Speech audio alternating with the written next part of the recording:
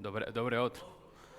I must tell that your pathfinders at the Campori did this with more passion than you. They were cheering more when I said Buna Dominazza and Dobre otro. Okay, so my name is Jonathan Contero, as Vladis said. By the way, if you want to understand, you want to see, you want to experiment a church plant that is working in this part of the Europe, in the eastern part of Europe, you must visit Vladis, you must ask him, and go to Stara Zagora in Bulgaria to see what he's doing there. Okay, my position is a Center for Secular and Post-Christian Mission. Our role in our global church is to serve the fields, the local fields, local pastors and local members, empower them to do mission with seculars. And seculars is a big deal, it's a big issue among us, right? There is a story. And all of us like stories, right? There is a story of a missionary, and all of us, somehow, we do mission. Some of us are more focused to church members, but our call is to do mission. And this missionary was from United States. He was a tall guy, blonde hair, blue eyes, very strong guy, very strong missionary. He was like an actor. He was like Arnold Schwarzenegger in his old times. Do you know Arnold Schwarzenegger? Yeah, I hope so. Okay, so this missionary, American missionary, tall, strong, he went to Peru, South America, so a contrast, very strong, very sharp contrast. So he was, this guy, so afraid because he didn't know, he barely knows Spanish. He only spoke English. So he was afraid because he was going to travel to Peru and serve in a district in several churches of Spanish-speaking churches. So he was so afraid that he asked his pastor for advice. And he came and he said, Pastor, I need your help. I need your help. I need your help in my mission trip because I have no idea. I don't speak Spanish at all, and I need your help. Give me some advice. Because the first day I'm going to be in Peru is Sabbath. So I'm going to be in church, and I don't understand a word of Spanish. And the pastor replied to him, okay, don't worry. Just, Seventh-day Adventist Church is pretty much all around the world. And they behave the same, they do the same. So you just observe around you, you see people around you, and you behave like them. So if they pray, you pray. If they sing, you sing. If they sit, you sit. If they kneel, you kneel. Easy. Piece of cake, right? So he came, first Sabbath, he was so nervous. And since the beginning, he entered the door of the church. There was this tall guy, strong, blue eyes, blonde hair. All the church just... he got the attraction of the church because in Peru, everyone is not tall at all. They are brown and all this. And he is seated like this in the first row. So he is seated next to a man. He was next to a man. So he was like, kind of happy, nervous, but happy, tension in his eyes and in his smile. And then the service started. And then the song, the piano and the hymns, and people just stand up to sing, and he stand up to sing. So he started to try to sing in Spanish, Have you heard an American trying to sing in Spanish without being aware of any Spanish word at all? So it was like, Al Padre Celeste. So he was singing like that. And then sing stops, and then he sees like the man next to him. He closes his eyes, and he hears a voice, the pastor, praying. So he stays like praying. So he sees the praying stops, and he sees how the man sits again. So he sits again. And then the man next to him stands up again, and he stands up again. There's another song, another hymn, and then the kneeling because of the prayer, and he prays, and everything was going perfect. So kneeling, sitting, being stand up. So everything was going perfect, smoothly. So he got distracted with the phone. I don't have the phone. This is a good thing. But he got distracted with the phone. And then he saw how the man next to him stand up. And he stand up just suddenly, just without expecting anything. So all of a sudden, the whole church, the whole community started murmuring. Like they were surprised. They were surprised. So all the church was like, oh, what is it? No, I can't believe it. All that in Spanish, right? So, no, I can't believe it. No way, it's impossible. So the missionary was so afraid. So he put the phone in his pocket. He looked around, and he realized that no one was stand up in church. The only two people who were stand were the man next to him and the missionary. And then the pastor, who was just in the pulpit, in the platform, he jumped. He came like that to the first row, coming just like a lightning. And he said, "Man, you don't speak Spanish, right?" And he said, "No." And he said, "And you don't understand Spanish, right?" And he said, "No." He said, "Okay, because we have today a very special ceremony. Today is a baby's dedication, and I asked the father to stand up."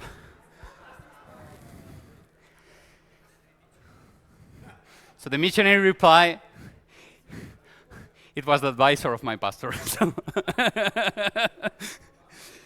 So we have this kind of stories that are nice, but we have also stories that are not nice, because sometimes we feel how to speak in a different language. For example, here, I'm speaking in English. Some of you don't understand English. I'm from Spain. My mother tongue is Spanish. So we are a global church, but sometimes we struggle trying to speak in different languages. And sometimes we do our best efforts to communicate, but somehow we know that we struggle a lot. But my point today is that we were used to speak, to preach, to proclaim the gospel to Christians. Because Europe used to be Christian.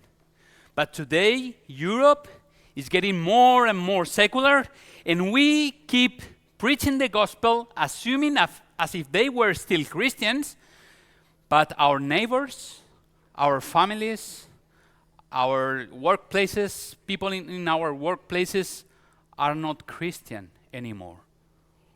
Or they are cultural Christian, nominal Christians, to say the least. So we have many challenges, pastors, colleagues, friends. We have so many challenges, but we have also opportunities. Those are the challenges. Maybe it's too far from you, but those are young Europeans between 16 and 29 years old. Youngster generations between 16 and 29 years old, identifying themselves as having no religion at all. So this may be your children, your grandchildren. They say, in percentage, in all these different European countries. So for example, the most secular countries, Czech Republic, 91% of younger generations, they say, I have no religion. I don't belong to any religion. You can say Estonia, Sweden, Netherlands, United Kingdom, Spain. Spain, you maybe think of Spain like, a Catholic country, stronghold of the Pope and the church. 55% of younger generations have no religion at all. And actually, 55% of younger generations in Spain, they don't believe in God. And maybe you think, this is not a problem in Romania, this is not a problem in Bulgaria. Yes, it is. If you go to cities And I think Brasov is not a big city. But I've been walking around with my daughter through the streets of Brasov, and I'm telling you, you have more seculars than you think. People that don't care at all about God, or they don't have any religion. So this is the prediction. This is the word, the predictions they do for our world.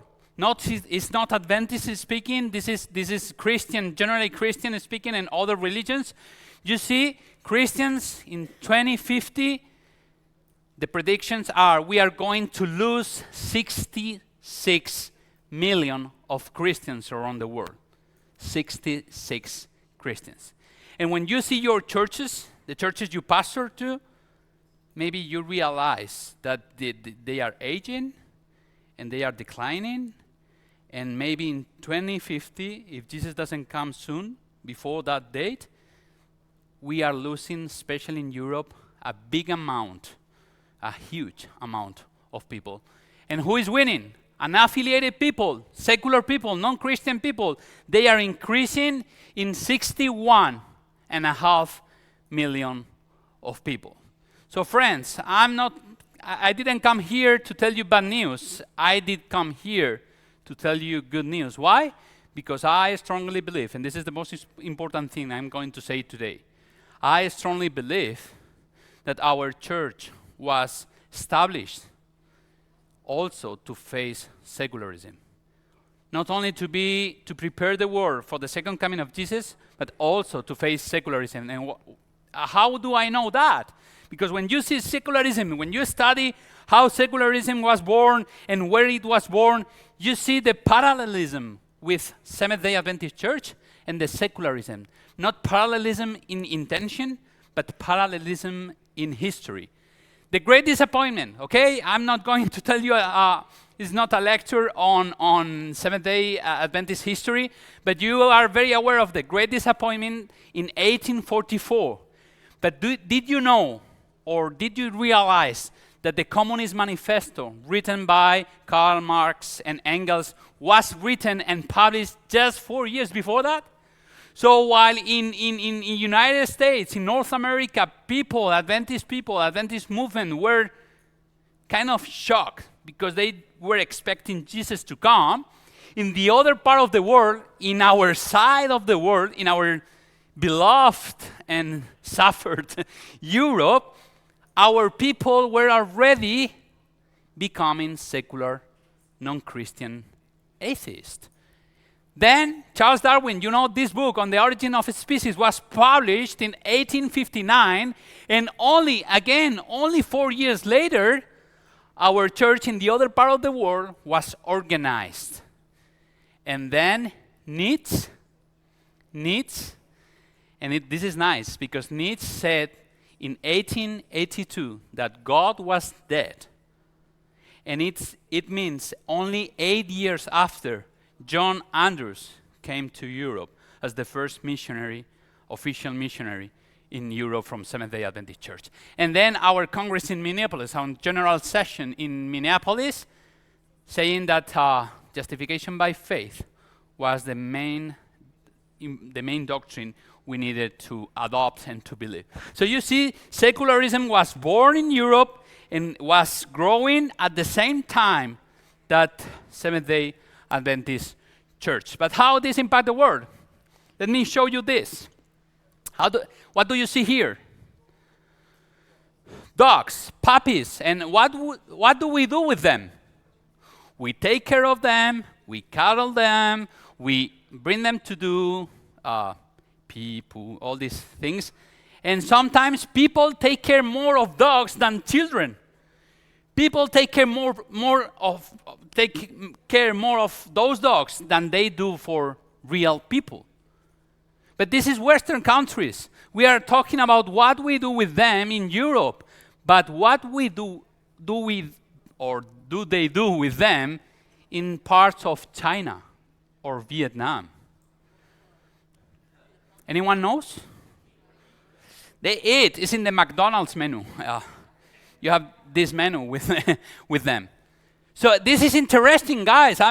This is serious stuff because dogs, are animals, are dogs, but the use or the concept, the way we deal with them in Europe is different than the treatment they receive in Asia, in China, in Vietnam, in other parts of the world. Right? Second example, cows. This is an embarrassing moment because we are pastors, we are Seventh-day Adventist pastors, and we believe in the health message. But what do we do in Europe with those animals?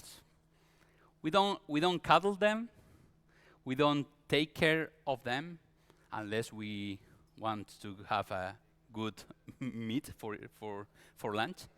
We eat them, right? In Western countries, we eat them. We take care of them because we need them for eating them. But what do Indians do? Indians from India do with cows? Worship. It's a sacred animal. They stop the traffic jam. Cows are more important than people. And again, cows are animals. But the way we treat them, the way we understand them, differs from the place you are. So this is important because it's not the symbol, it's the meaning behind the symbol, what I'm talking about today. Because maybe you are Christian. You are supposed to be a Christian. If not, you wouldn't be here. But we are pastors. We are Seventh-day Adventists. And we speak to a world assuming they are Christian. They know the Bible. They know God. They are religious. But they are not. So we are trying to convince Chinese and Vietnamese that dogs are not for lunch. Why? It has been in the menu for my whole life.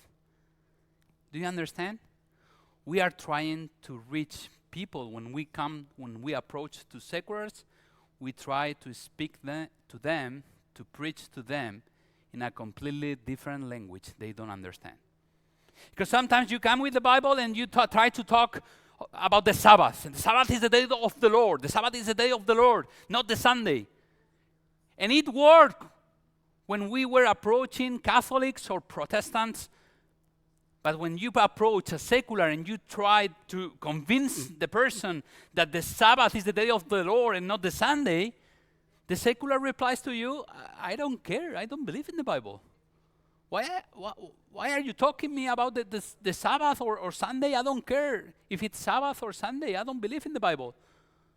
I don't believe in God. So what I'm trying today is to make you reflect on the way we communicate the gospel. So let me show you a video. Does it have sound? Maybe not.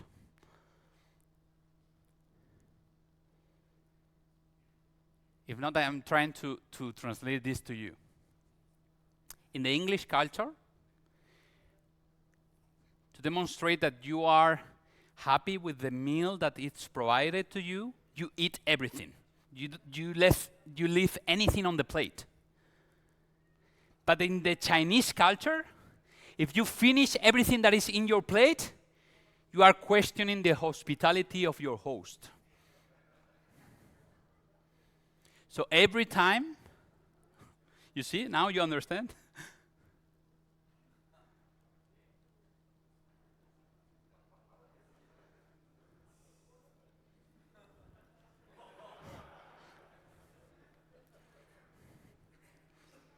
So sometimes we don't understand each other and we are having these cultural shocks. But today, I'm trying to show you that secularism, even Romanian people that speak your language, even Bulgarian people that speak your language, actually they belong to an entirely different culture. Why? Because, for example, you believe in supernatural forces. You believe in a supernatural dimension. They don't.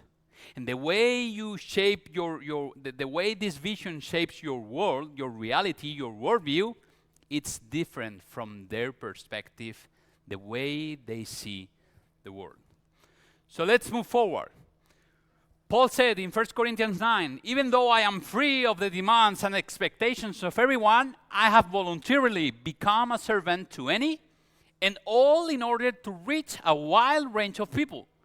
So the purpose is mission, friends. The purpose is not to accommodate myself. No. The purpose is mission. I try to serve everybody. Because we, as Seventh-day Adventist Church 2, Revelation 14, we were called to preach the gospel to every tribe, nation, tongue, people. So I keep reading. I've become just about every sort of servant there is in my attempts to lead those I meet into a God-saved life. I did all this because of the message.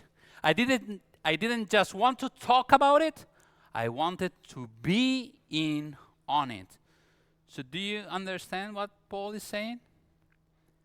I'm trying to reach everyone.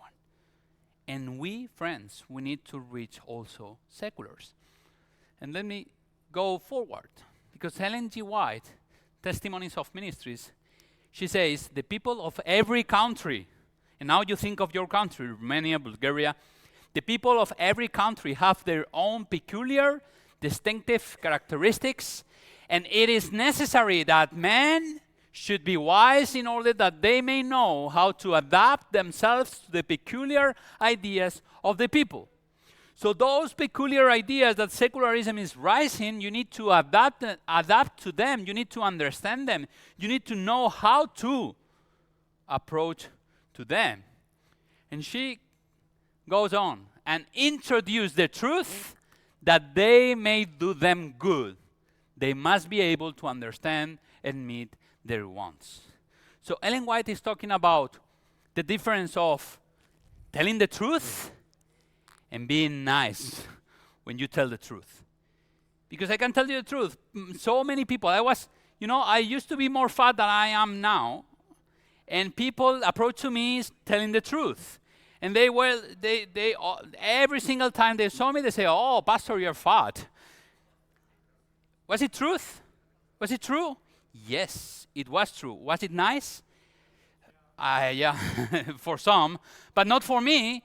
So telling the truth, but being nice and introducing the truth just the way they can accept it. Because it's unfair if you approach to a secular person who has no idea, no context, no awareness of God or religion or Christianity. It is unfair that you try to put in 5 minutes all your Adventism of 40, 50 years of experience with God. The same way you don't go to a baby and you give the baby meat for food, you need to be patient and you need to approach seculars, only giving them the amount or the quantity they can accept. This is Ellen White's words. So let's move to case study. I'm going to share with you 2 cases study from the Bible. So we are going to use Ellen G. White quotes, and we are using the Bible. So we have 2 cases study, but actually they do the same. 2 different people, 2 different realities, 2 different contexts, but the method, the approach is the same. So first case, and this is very important, the first case is the Apostle Peter. In Acts 2, you are pastors, you are very aware of the situation, what is going on in Acts 2.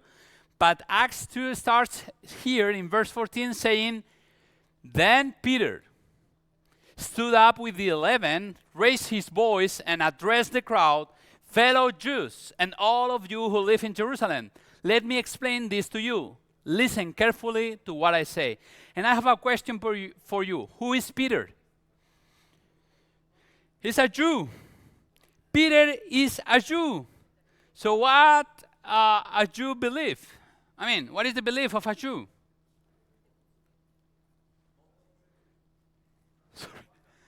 One God, just one God, Yahweh. What else?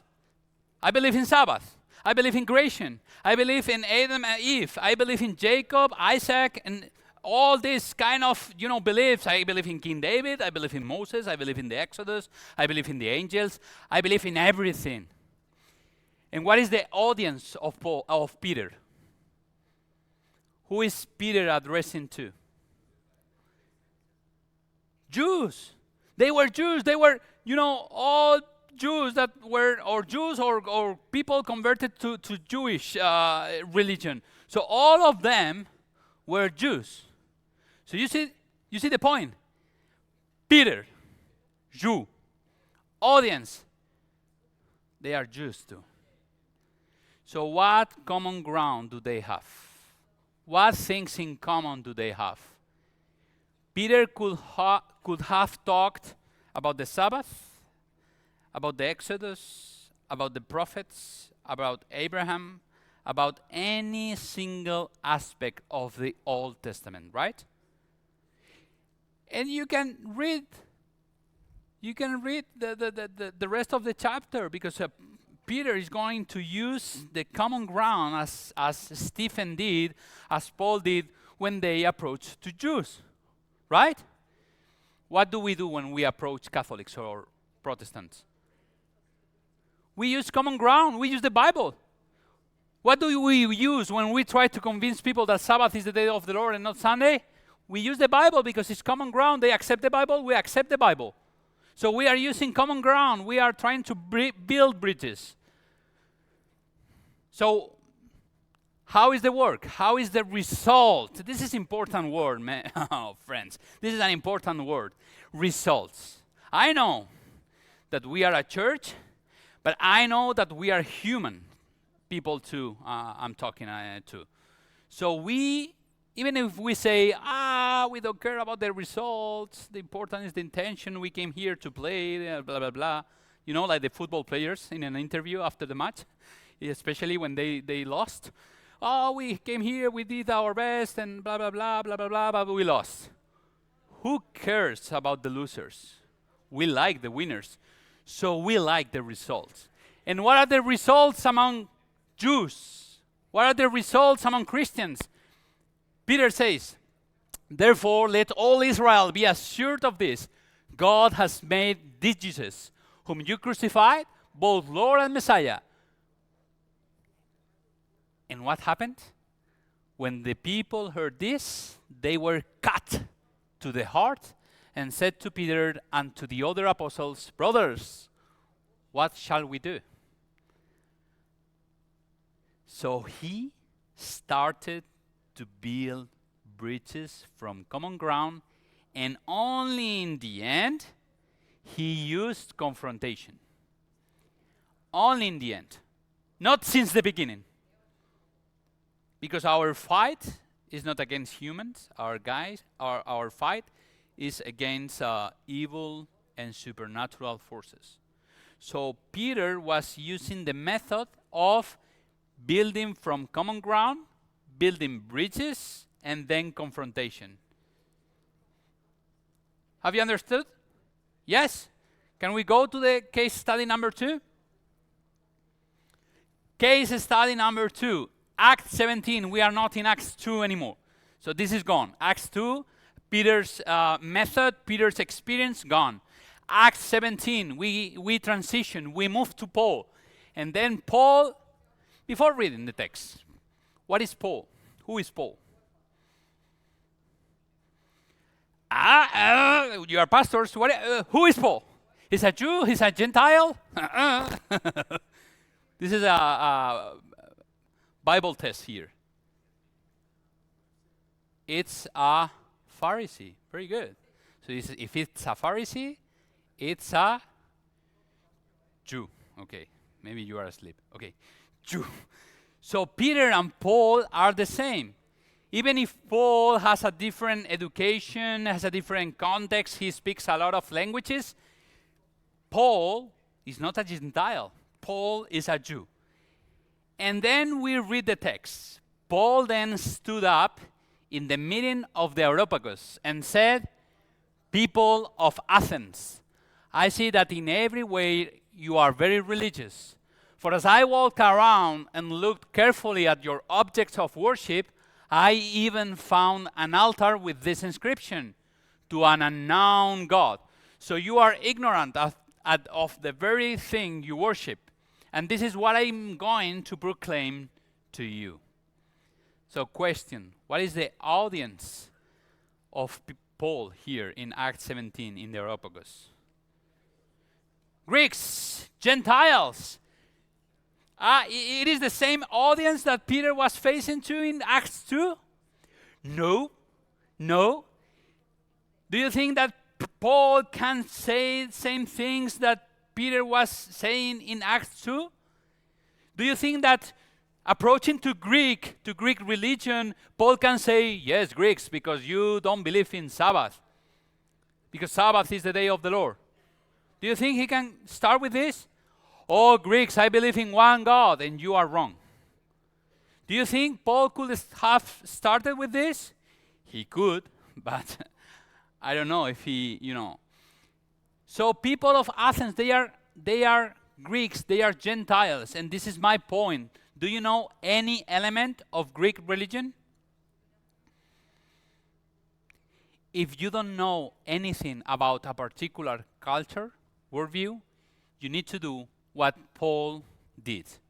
You see here? I looked carefully at your objects of worship. So friends, I have a question, and I don't need the answer, that just to make you think. Do you know the objects of worship of secular people? Because they don't believe in your God, in my God. They don't believe in your church, in my church, but they do believe. Do you know what are the objects of worship? Have you carefully looked at seculars to grasp, to see, to understand how they think? Do you know where their temples are? Where do they go to worship? So maybe we struggle to reach seculars because we don't know them. They are Romanians, they are Bulgarians, they speak our language, but actually we don't understand them.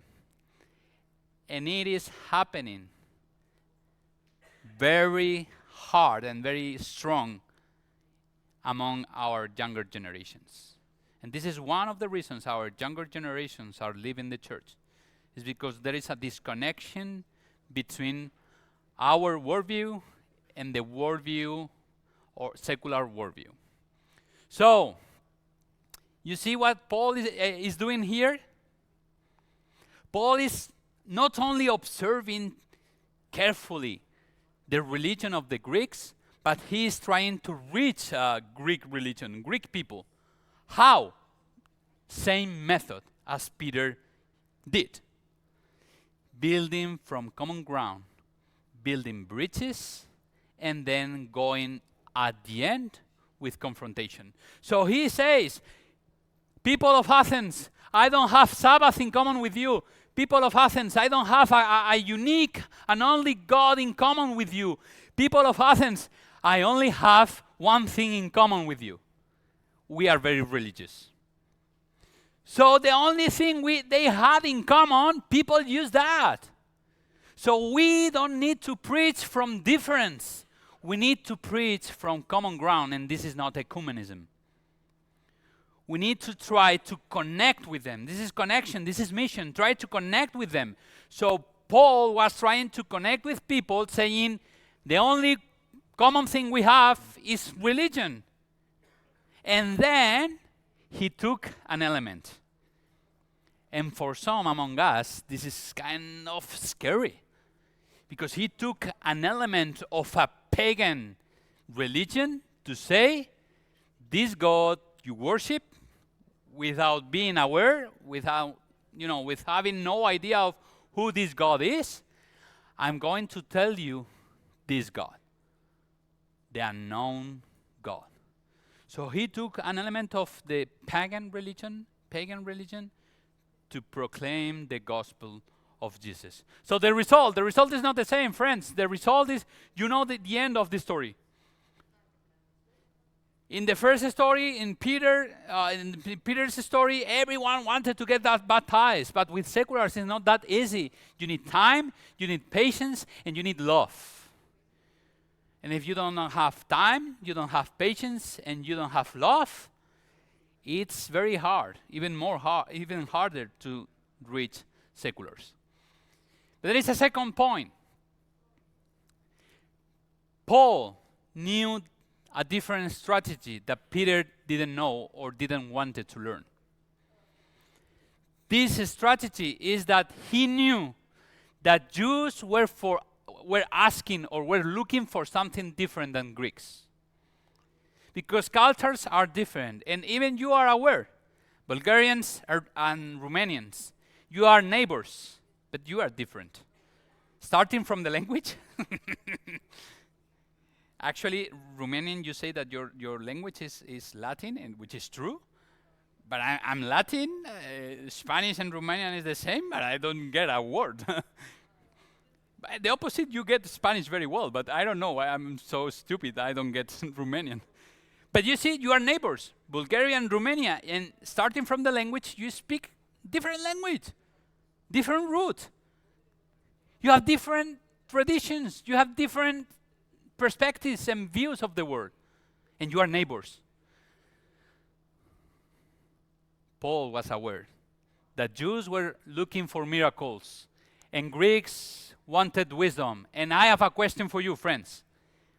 What are the Bulgarians and what are the Romanians of the 21st century looking for? And let me go further in the question. Let's put aside Christians. What do secular Bulgarians and secular Romanians, what are they looking for in the 21st century today? Do you know it? Maybe it is time to know what they are looking for in order to reach them. So let me go to the last point. I have only 30 minutes, but let me move to the last point. This is the approach and the communication that we have been developing through the centuries, okay? So 19th century, the century when our church was born, okay? So, again, I don't mean to give a lecture on Seventh-day Adventist history because I'm not an expert on that. I'm not an expert on nothing, but especially none in that. But, you know, in North America, our pioneers, James White, Ellen White, Joseph Bates, and all these kind of great people, they started in the North America of the 19th century, right? So the population they faced, the population they were surrounded by was religious, practicing Christians. They go to church every single weekend, no matter on Sunday or on Sabbath, but they were surrounded by neighbors that went to church on a regular basis, on a weekly basis. So, you know, the audience, you see the audience? Peter's audience, Paul's audience, Ellen White's and James White's and Joseph Bates and so on, audience, religious, practicing Christian. So what the population was looking for at that time, only, you know, to know Christ deeper and know the biblical truth. That's the main purpose of the North America in the 19th century.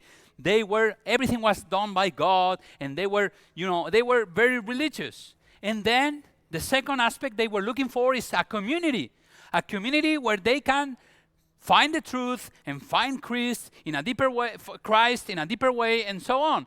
And then the third step, the cause, the purpose, just waiting for the second coming, okay? 19th century, friends, 19th century, 2 centuries ago. But then, God doesn't change, but humans do. So, the approach and communication in 20th century, by the way, I forgot one thing. What did Ellen White and her friends did when it was time to preach the gospel? If society is looking for Christ and the biblical truth, I have only one task. Open the Bible and say, Sunday, Sabbath.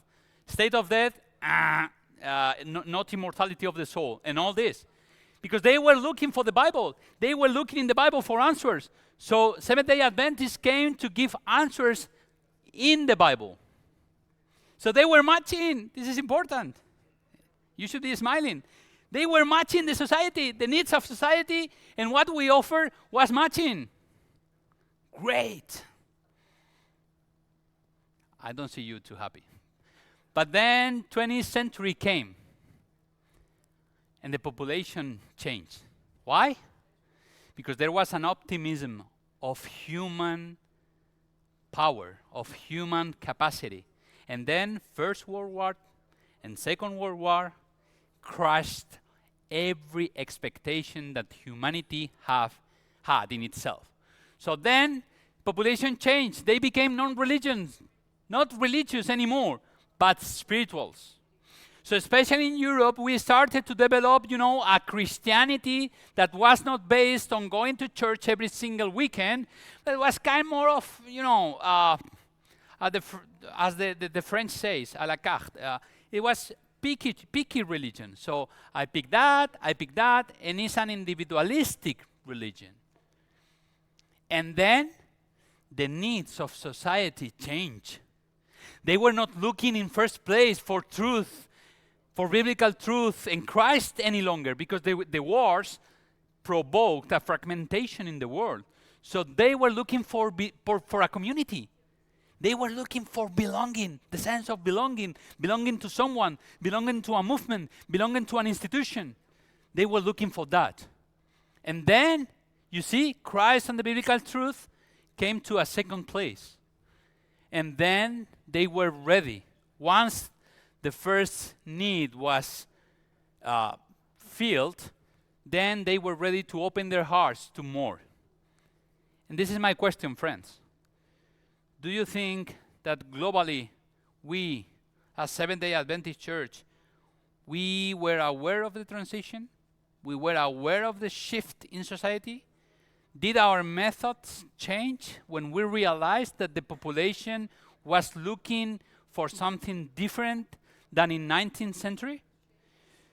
I don't need an answer, just to make you think.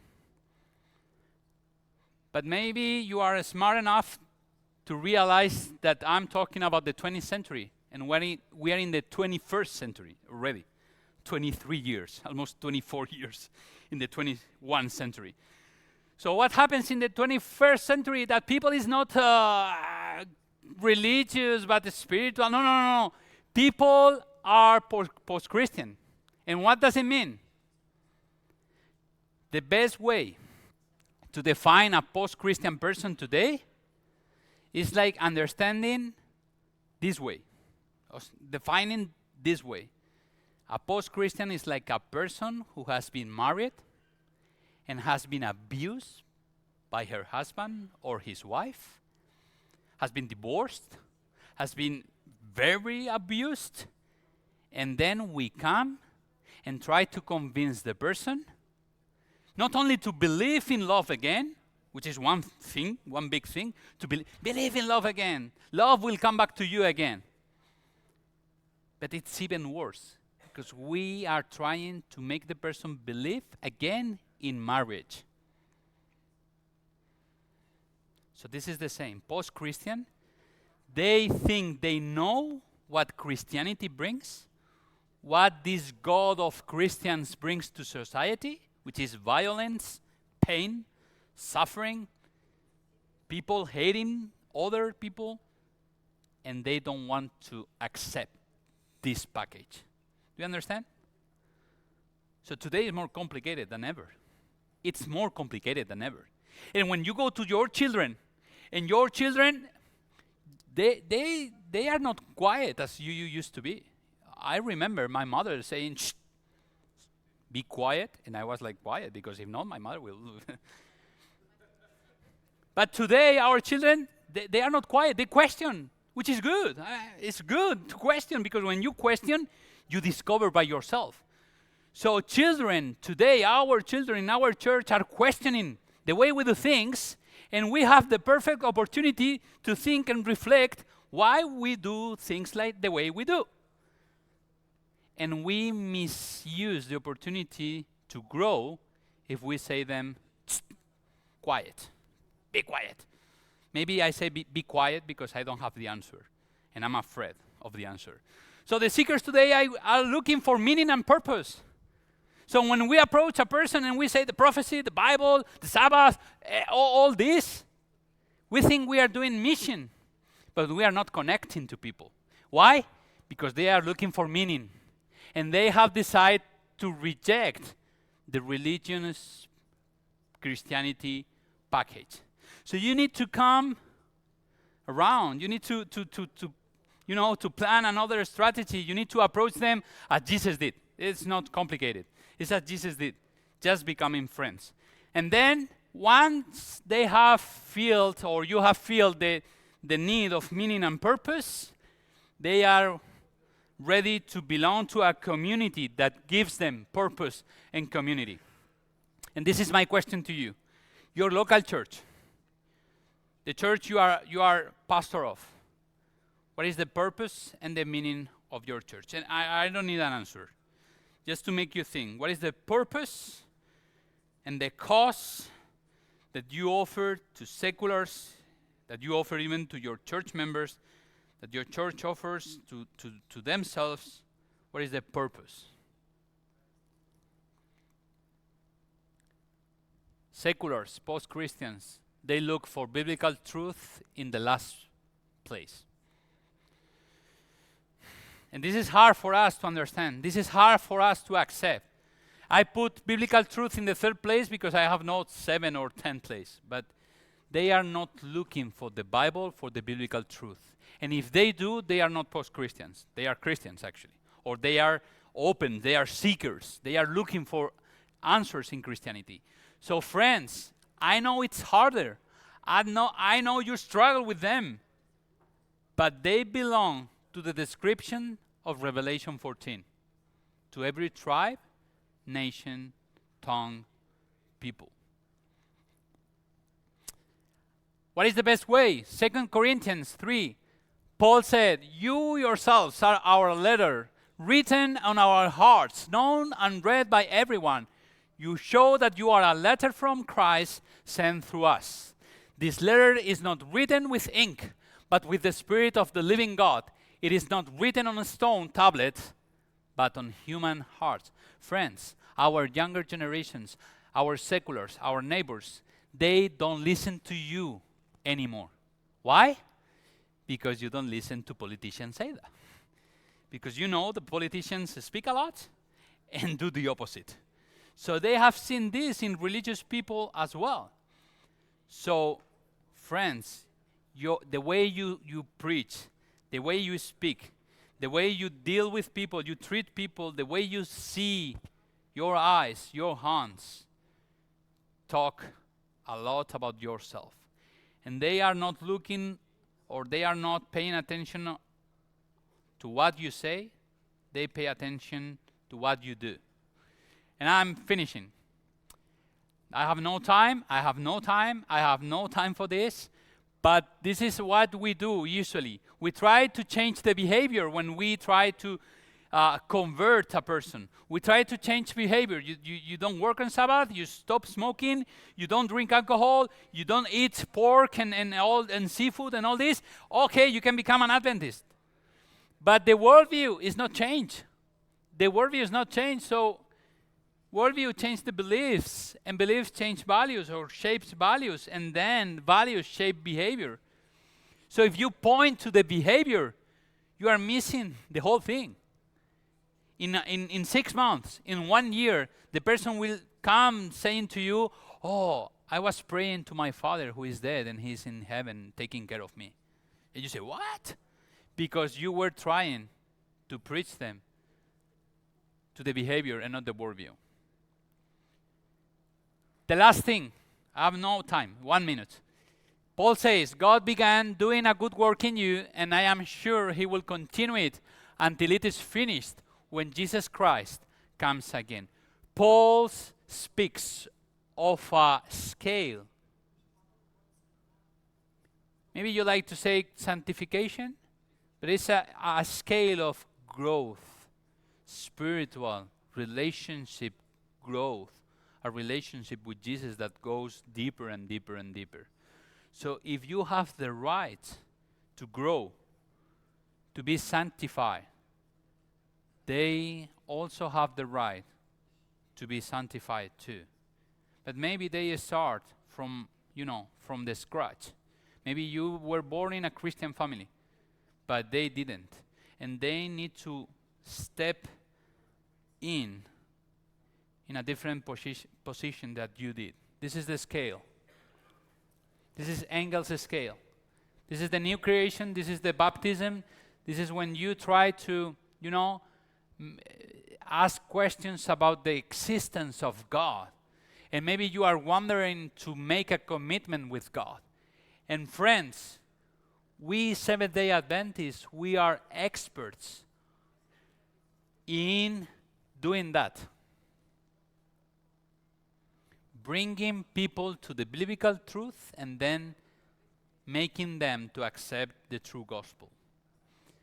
But we need to take people today. 70% of the population in Europe today is here. So maybe we need to open our range of action. We need to learn how to reach seculars because they are increasing in big numbers every day. So my prayer today is that you may think on this, you may pray on this, and we, with the help of the Holy Spirit, the wisdom He is going to give us, we plant churches, we reshape our churches to the needs of our population today, to show them that Jesus is coming soon and He wants us to be with Him. Thank you and God bless you.